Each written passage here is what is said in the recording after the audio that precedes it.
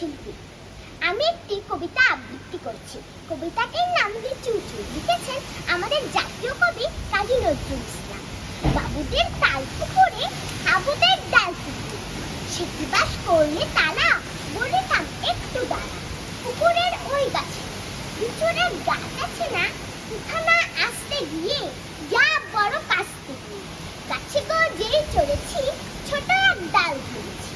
ও বাবা মরাচ্ছে, পড়েছি সরাতে, পড়বে পর মালির ঘাড়ে, সে ছিল গাছের আগে গাটা বল বড় মুখটা, ধুমা ধুমু তার দিকটা, দিলে খুব কিলো খুশি, একদম ঝস্ত খুশি।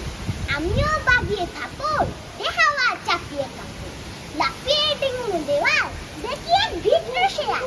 আরে দেখ শেয়াল কোথা, বুলাটা দাঁড়িয়ে কোথা, দেখি সে আজকে ওঠা, পুকুরও জুড়লো ছোটা।